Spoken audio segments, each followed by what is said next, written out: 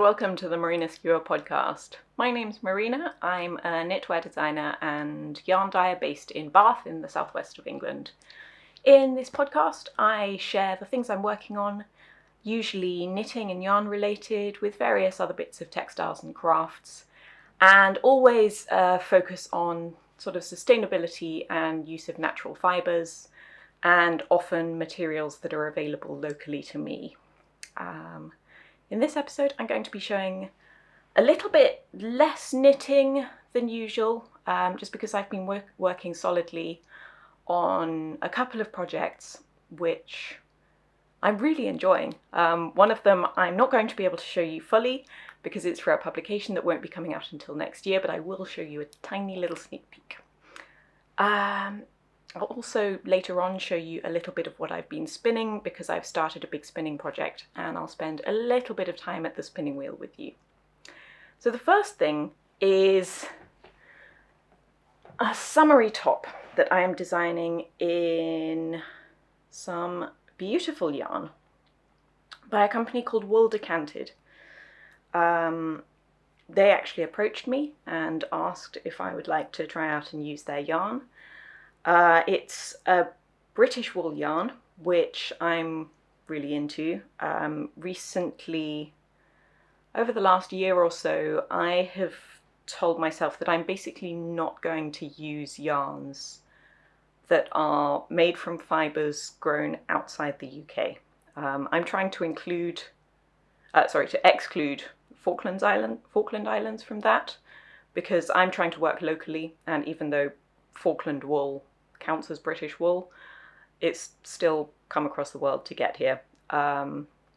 It's not something I'm committing to forever, but it's something that I'm just seeing how far I can get with, because I'd like to support other local businesses when I am working with yarn and encourage use of local materials. So this one is quite interesting because it's focusing on the softness of British wool. I think a lot of us tend to characterise British wool as often being a little bit rustic and crunchy, which is often fair. I mean, I really like a rustic and crunchy wool. I'm not at all sensitive to it. But Wool Decanted, I think their first batch of yarn arrived in March, so they're really new. They are trying to produce yarns focusing on the more sort of luxurious end of the British wools. So this one, which I'm working with, is a Bluefaced Leicester and Shetland blend. The natural colour is a really nice warm beige. A lot of undyed yarns can be quite a stark white if they just use white wool. This, I believe, has been spun from white wool, but with a little bit of brown mixed in. And that brown gives it a really nice sort of oatmeal-y colour, which is beautiful. So this is a top I'm designing. You can see we've got a little bit of split hem here. And then at the sides, so these will be running up under the arm here. We've got a little bit of a sort of faux cable detail. I really, really like how this is working up. Even though I'm working on a 2.5mm needle, it's working up surprisingly quickly. It's a knit that I'm not really having to concentrate too hard on. The stitch pattern is one that's fairly easy to memorise. And yeah, I'm really enjoying it. I'm hoping to get this one for release later this summer. And I'll just quickly show you some of the other yarns in the range because they're really fun, and I'm very excited that there's a new small sort of indie yarn company in the UK that is producing their own yarns. So on the same base as this, which is a very light 4-ply, there are 5 colours. So they're in these primary, sort of a very slightly mustardy yellow. It's sort of just off a primary yellow. And then there's a beautiful dark royal blue. And then this amazing orangey red, which I love. This is one of my favourite colours. I have a couple of things in it that I wear fairly regularly, but generally only at home, because I don't think it's a colour that makes me look well, but I still love it. And then there's this beautiful silvery grey. So next to the natural colour, it's only a tiny bit darker and it's just a bit cooler, and it's really, really pretty. And then there's a DK weight. I've got some of these balled up because I've been doing various swatches and things to come up with designs, which I love doing. I really like having the time to just do a little bit of playing and getting to know a yarn. And this one does some amazing texture and has brilliant stitch definition. And this is the DK weight, and I'm hoping to do something with this at some point in the future, but we will see. So those ones are really lovely, and it's quite nice to be working with a yarn that's not my own, and does something that mine doesn't, because this is a worsted spun yarn, which means that it behaves quite differently to my Mendip yarn, for example, which is woolen spun, and it just lends itself to slightly different things, which has been fun to play with. And this is, as I said, a really lightweight yarn, so it's hopefully going to be nice for the slightly chillier summer days. And as here in the UK, summer it doesn't look like it's on the way. We've had horrendous amounts of rain for weeks now, but I am doing quite a lot to try and pretend that summer's coming, and hopefully it's going to pan out. So next I'm going to show you a really tiny sneak peek of a design I'm working on. So this design is one that's going to be coming out in Making Stories issue 7 in March next year. It's a yoked jumper, and I'm just going to show you the hem at the moment, because the yoke is quite interesting. It's a colourwork one, because I really love colourwork. And if I just show you like that, there we go. I can just show you that little bit there. So you can see the body is in white colour. This yarn is my Mendip 4-ply. The body is sheep in the sunny base, so it's a natural white lamb's wool. And then the hem is in rose sunny with little bits of rose stormy, sorry, and little bits of bloom stormy. And that's all I'm going to show you of that. I'm still working on the sleeves. That one will be hopefully finished and sent off within the next couple of weeks. And then once I've got these two finished, I will be focusing more on other projects, and I'm excited for that. I've got a few things that I'm planning and scheming, but both of these sort of have a deadline, so I've been prioritising them. I have been putting on little bits of work on other projects, on my socks, on another cardigan that I started ages ago, on my leggings, but those have mostly been, you know, a few rounds here and there, and no real progress that makes them interesting to show you. So I will come back to those in a future episode once there is more to show you. So with those, I'm now going to show you what I have been spinning.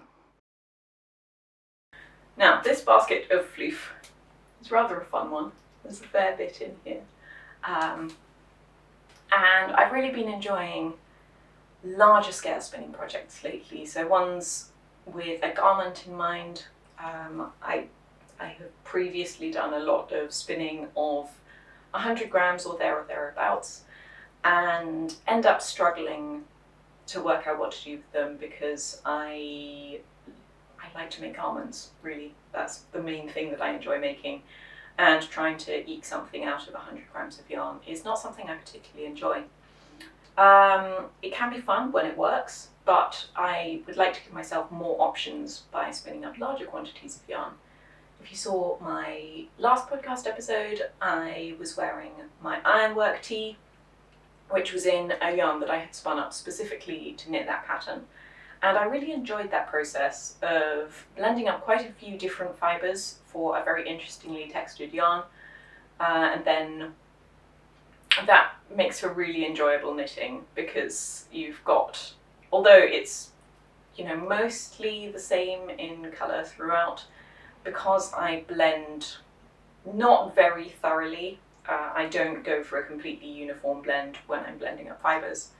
You get little bits of different colours coming through, and I find that really enjoyable. So I wanted to do something similar with this. I started with 3 colours of fibre. So there was some dark purple mohair and some very, very bright pink blue-faced Leicester and soy fibre, which I had dyed up from quite a long time ago. I don't use soy fibre anymore just because it's not really available grown in and produced in the UK. But it can be a nice equivalent to silk if you're not into using silk. And the third thing I had was a nice amount of Shetland Teeswater fleece, which I had dyed and sorted quite carefully in a sort of gradient, because often when you dye fleece, the tips are more fragile than the base of the lock of the fleece, and often the base has a bit more lanolin and things protecting it, so the dye often takes slightly differently along the length. And so that sort of went from a gradient from yellow through red and orange to quite a dark brown, which is really lovely and one of the colours I enjoy the most. So I wanted to blend those together, and then for a little bit of dustiness, I guess is the word, I quite like to slightly lower the saturation of colours by adding in a little bit of a neutral. So in this case I added some undyed soy, which tends to be a sort of very pale yellow creamy colour, and some white lamb's wool. And all blended up, they have produced this colour, which is very difficult to describe. I mean, it's basically a neutral. It's sort of, I think the overriding colour is sort of pink.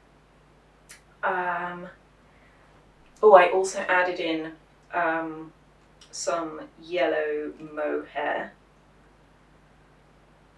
I forget what I put in because I start with the fibre that I want to use and blend it up to see how it goes. I'm getting more bold recently with the colours I'm trying to blend together. I'm blending things that I would never actually use as colours side by side because they're just not combinations I enjoy. But when you blend them together, you get a really nice sort of tweediness and different colours showing through, and it gives a lot of depth in the finished yarn. So with this one I started off with the dark purple, the bright pink and the orange, then added in some cream and white, and then that finished blend was turning out a little bit too lavendery pink for my taste, so I added in a little bit of yellow mohair to counteract that. A lot of these decisions are based on what I have dyed up, because I have a lot of things from when I used to blend bats to sell. I don't do that anymore, but still have quite a lot of fibre in my stash. I have a fair few undyed things, but also quite a few things dyed up, and it's really interesting to see how they combine. So you can see here, we've got little streaks of all of the different colours in there, which is really interesting. And then I think looking at the fibre, it's then quite fun to see how it spins up. And the fact that all of these colours, which on their own when they started are really quite bold and bright, blend into something really nice and subtle, and this is going to be very wearable for me. With this, I haven't actually decided what I'm going to make yet. It's a fairly fine yarn.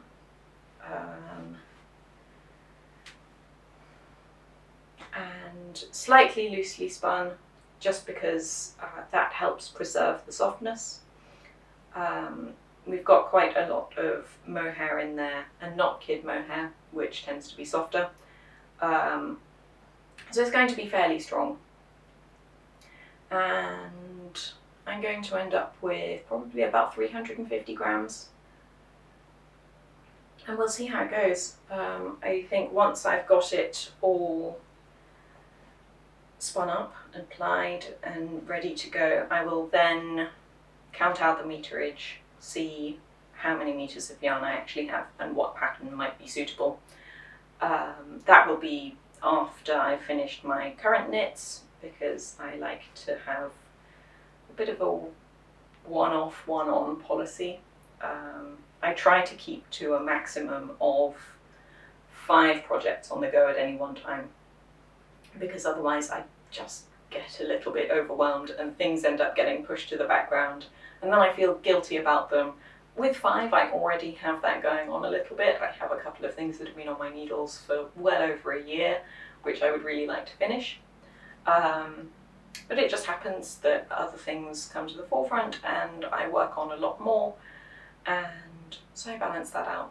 So I generally say that, you know, this one I will probably end up making a cardigan from. I think I've mentioned before that I love cardigans, but I don't particularly enjoy knitting them. I think it might be because I much prefer knitting round to flat, and unless you do steeking and things, generally with cardigans you need to work flat. But yeah, so a little bit later on I will do some spinning and just show you what wheel I'm using and just give you a little bit of relaxing spinning time. But in the meantime, I'm going to show you some of the things I'm dyeing, because there are exciting things happening with my yarn. I've been doing quite a lot of dyeing recently, because this time of year tends to be quite busy with shows, yarn shows, and where usually those would be in person, they're still mostly online. And this weekend is Unravel, which I'm participating in virtually. It is happening in person, and I know that I'm going to be experiencing quite a lot of FOMO about not being there. But exhibiting online is going to be really exciting, and it means that I can do a few things that I wouldn't be able to do if I were there in person. And one of the things I've been dyeing a lot of is my Caia Baby Alpaca. It's a yarn that's spun from baby alpaca fibre from a farm that's about 45 minutes drive from me, so about 20 miles. And it's a really, really lovely soft yarn. It's very fine, so it's 230 meters per 50 grams. And it's actually, I'm wearing a jumper which is knitted in the alpaca yarn held together with my Mendip 4-ply. So I occasionally get queries about this jumper when I wear it, because it's quite interesting to look at. It's a lovely design. This is the Rombiel sweater by Gina Rockenwagner. It's constructed really interestingly. It's worked flat, just with a back and a front. The sleeves are worked integrally. It's a really nice knit, and I have had it for a few years now and really love it. It's very cozy, and this combination of yarns has held up really well. It's barely pilled at all, and the texture is really nice. So it's these two held together. So this one is the Caia Baby Alpaca. You can see it's, when I dyed this up and when people have seen it in the skein, it is a bit woe. Like, I was really worried that it was going to feel very sort of Halloween-y, because it's purple and orange mixed together, which is an interesting combination. And I mentioned at the show when I launched these back in 2018 that I wanted to make a jumper holding these two together, and people were sort of looking at me like, oh, okay, fine. And I think it can be really difficult to visualize how that will work out. And so I did it sort of just to see for myself, but also because I knew it was going to be nice. So this one is the colour Persephone, and then this one is my Mendip 4-ply in Fox on the Stormy base. So it's an orange dyed on a naturally beige base. I think, here we go. I have a couple of swatches that I did when I was working out gauge for the jumper, because as is my wont, I ended up knitting at a different gauge to what was specified in the pattern, so I made a much larger size because I was getting more stitches per 10 centimetres than the pattern called for. So this is what it looks like in stockinette. So you can see you get this really nice mottled effect, which I think is lovely, because I think the variegated on its own, I will show you what that looks like in a second. If you've been watching for a while, you may have seen before. I think it is really nice, but for garments it can be a little bit much. And so I find that holding it together with a solid gives a much more sort of subtle effect, and it's sort of almost tweedy, which is really enjoyable. And then a smaller one just of the garter stitch, just to check my gauge properly and everything. And it leads to a really nice bouncy fabric. The Caia on its own is very sleek and glossy. It really is very soft. It has a little bit of a gentle halo, so it's a little bit fuzzy, which is really nice. But it has an enormous amount of drape to it, which means that it's good for shawls and lightweight accessories and sort of layering pieces that don't require a lot of structure. Something I like to do just to compare the two bases in terms of texture and the structure they give is, obviously they're wound to a different size skein for reasons. But if I hold this one, you can see that sort of stays, it holds its shape, and you know, it drapes a little bit. If I do the same with this one, that is a lot more floppy. So it's got a lot more drape to it, which makes it great for things like shawls and slightly more elegant garments. And by holding the two together, you end up with some of the softness and drape of the Caia, but also a bit of the strength and structure of the Mendip.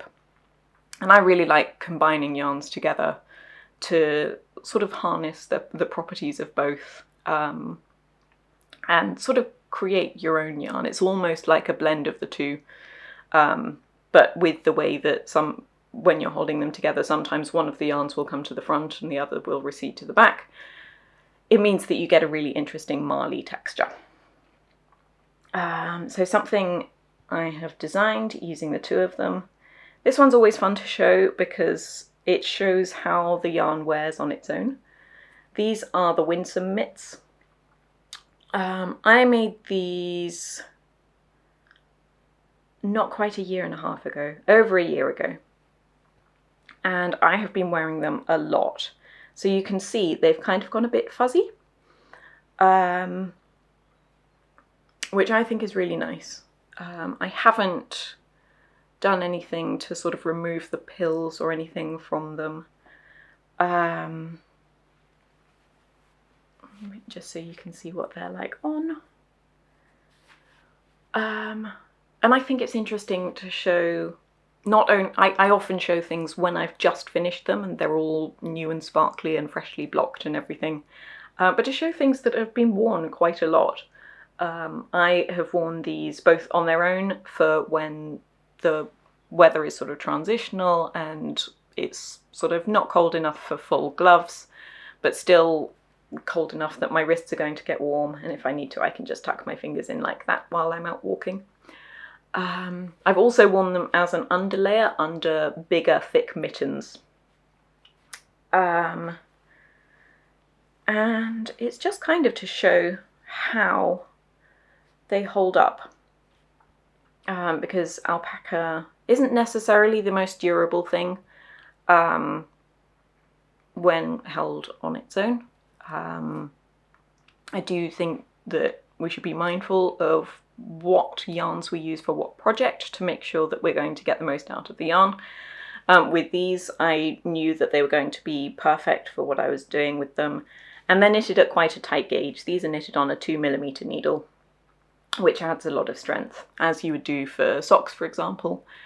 You knit excuse me, my throat is just going today, sorry. With socks, you would generally knit them at a much denser gauge than you would for a garment or something. You want to end up with a fairly stiff fabric to make sure that they're going to be durable enough for wearing on your feet. So this one is the colourway Pandora, which is definitely one of my favourites. And then we have the colour Hippolyta here, which is another variegated one, because there are variegated and solid colours in the range. I wanted to do both. The variegated ones came first, and then I added the solid ones later, and I am adding a few more colours, which I will show you in a second because I'm very excited about them. This one is Hippolyta, so it's this sort of dark, almost purpley, bluey, tealy thing, going into a fairly vibrant, almost lime green. And this one, again, when people see it knitted up, it just looks quite different, even though it's very clearly the same thing. So this shawl is the Sunder shawl. It's an interesting shape. It's got these little fins, so it gets narrower at the ends and is wide in the centre, which means that I tend to wear it folded in half like this and then around like that, and it means that all of the warmth is up around your neck. And then if you want to, just to get them out of the way, you can tie the ends like that, which I think is really cute and neat. Or you can just wear it with them loose, because the alpaca has a lot of drape to it. It tends to hold in place quite well. It doesn't have that bounce that can make shawls sort of spring out of position. So it's really good for that. And what I've done with this to create slightly more structured fabric is the whole thing is done in 1x1 rib, which means that it is really quite bouncy. It's got a lot of boing to it. And with this one, I deliberately didn't alternate skeins so that you can sort of see how different skeins look. I would generally recommend that you do alternate skeins when using at least any of my hand-dyed yarn, probably hand-dyed yarn in general. I didn't do it with this, partially to show, you know, the difference that each skein can make, and also because on a shawl like this, it's going to be worn bundled up, and you're not really going to see the difference between the skeins when it's worn. So a few of the colours have been out of stock recently, so I've been dyeing up those ones. This one is Atalanta, which is one of my very favourite colours in the world. Just this lovely, slightly cool, deep green. And then this one is Rhea, which is R-H-E-A, which is this sort of slightly orangey brown. And so yes, these colours are all up in the shop now. If you are watching long in the future, that might not be the case.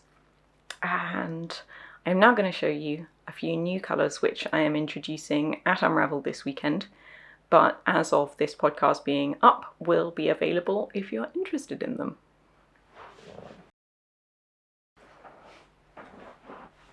So these colours I'm so keen on. I've realised that most of the colours I dye tend to be really quite dark and moody, or just very saturated. That has been sort of the ranges I've done so far. I really love all of those colours. They tend to be a lot of the colours I wear, but also, especially in summer, I love wearing light, bright, sort of pastel-y colours, often combined with something either a neutral or something a bit darker, kind of as I'm doing now. You know, I've got my autumnal moody jumper on, but then I've got these very pale sort of sagey green trousers. And I just really like them sort of combined with other things. And so I wanted to just introduce these special edition colours, sort of to celebrate Unravel this weekend, but then depending how they go, I might add them to the regular range in the future. And they're just so much fun. They remind me of ice cream and cupcakes and vintage tea shops and things like that. So yes, very sweet colours. I am really keen on them. So we've got this, I mean, it kind of almost looks grey in some lights, but it's very definitely a super pale, low saturation blue. A really sort of delicate colour that I'm fairly sure is going to go with pretty much everything. Then this one in my mind is just the colour of butternut squash.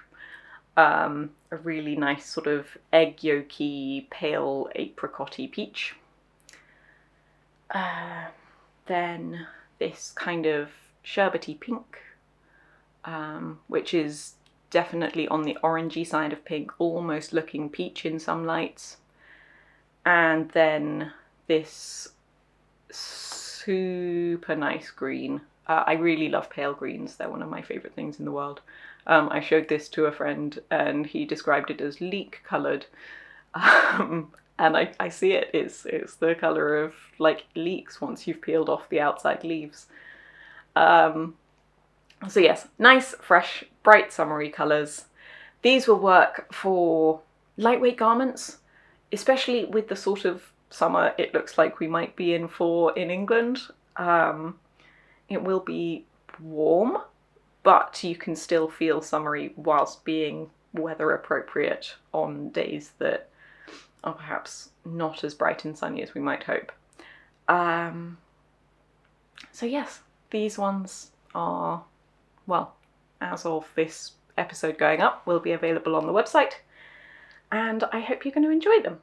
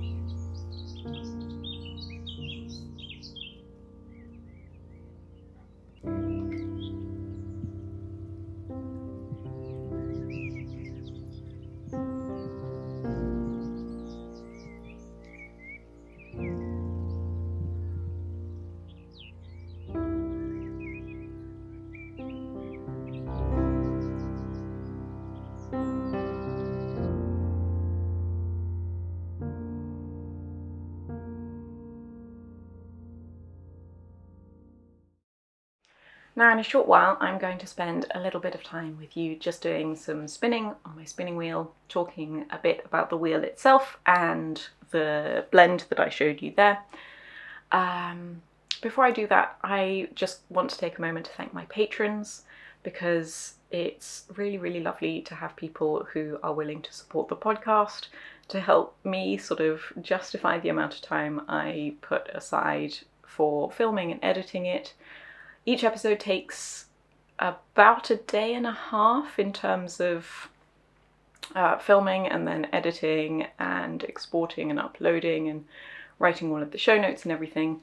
I love doing all of that, but it is really lovely to see that there are people who enjoy it enough to both want to support it and also to get some bonus videos every month on Patreon. I add an additional video, which tends to be slightly more focused in on a single topic and a bit more detailed.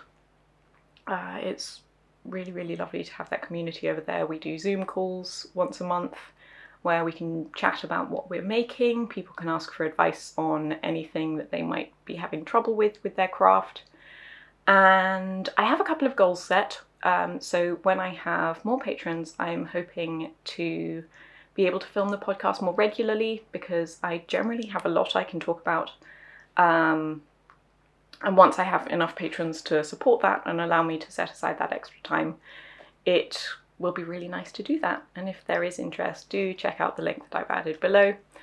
And yeah, so now onto a bit of spinning.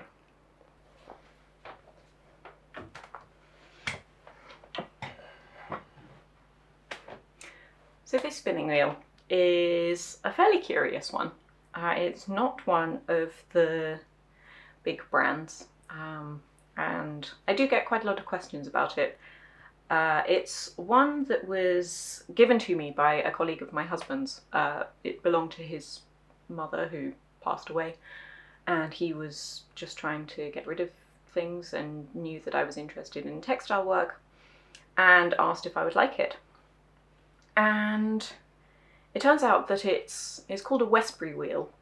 Westbury is a town not at all far from where I live, and so it's actually a locally made wheel, which, as far as I can tell, is fairly unusual. I think it was made in the early to mid 80s. I still have some of the original documentation from what it must have been sold with, all sort of, you know, photocopied with hand-lettered bubble writing and everything, giving a little bit of the history of the design of the wheel. It's sort of convertible, so it can be used as both single and double drive. I've been using it as a double drive, mostly because my other wheel is an Ashford Traditional, which is single drive, and I wanted to try out the difference. And I've really been enjoying it. It's a tiny bit clacky. I still have to do some work to... I've been making various tweaks and oiling it up and things. There are various bits that I need to fix to get sorted so that it doesn't make quite as much noise. But it's a lovely little wheel to use. One of the things that annoys me about my other wheel is that on this floor, which is very shiny, as I spin, the wheel sort of shunts further away from me, and then I have to pull it back every few minutes. This one is heavy enough that it stays in place. I think it might actually be a tiny bit heavier than the other wheel, but it's much smaller, which I really enjoy. It's quite nice and compact and easy to use. So I've been using this as a wheel for spinning singles, but then I ply on my other wheel because I have a jumbo flyer on there, which means that I have much bigger bobbins, and so I can ply more yarn onto there. So I've been spinning singles onto bobbins, doing 2 of them, and then I can ply both of those bobbins onto a single large bobbin on the Ashford. And then that gives a skein about that big. That's, I think it's about 150 grams. I think I did weigh it and it was that much. It's a fairly nice hefty skein. Which is nice for me because I really like to spend a little bit longer doing the spinning before having to change setup and everything. So I've got a little bit of fibre on here already. I've got a fair amount on this bobbin. And I'm just going to do a little bit of spinning. It's got a weighted treadle, which means that it's fairly easy going for treadling, and I suspect that might be part of what makes the noise, because you can probably hear a little bit of clacking there as I treadle. But despite that, it's a lovely wheel to use. It's really nice and easy to spin with, and it's just really nice to have one that was made locally.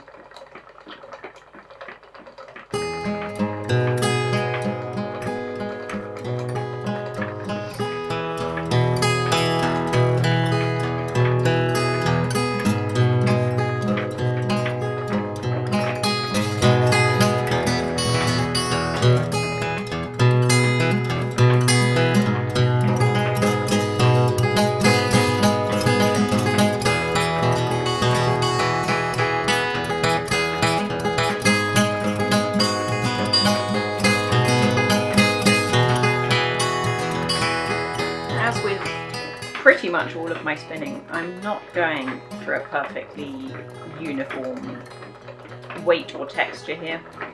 I'm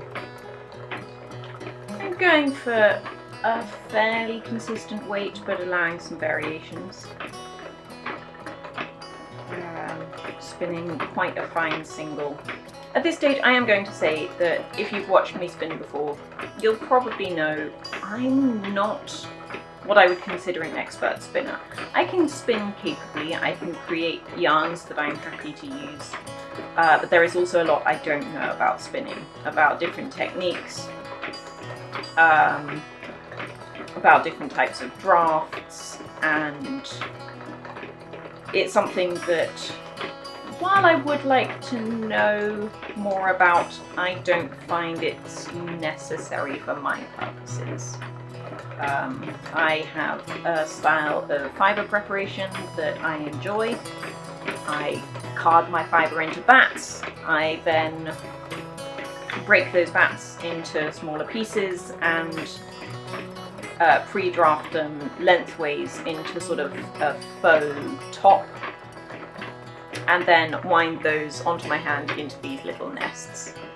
In previous episodes, if you've watched before, you may have seen how I prepare those. And yeah, I've sort of found a way of spinning that suits me. It's not the same for every blend or anything. But I have a way of spinning that creates a yarn that I like. And sometimes I vary it up. Sometimes I will spin with a higher twist for if I'm wanting to make a sock yarn, for example. I will make changes according to what the fiber's telling me. But generally, you know, I couldn't tell you what sort of draw I'm doing. And there are other people who are much better informed and informative on that. But at the same time, I love spinning as something that I find really relaxing. I don't have to think about too much. It's fairly easy on my hands. I can do it for quite long periods of time. And yeah, just sort of letting the fibre do its own thing.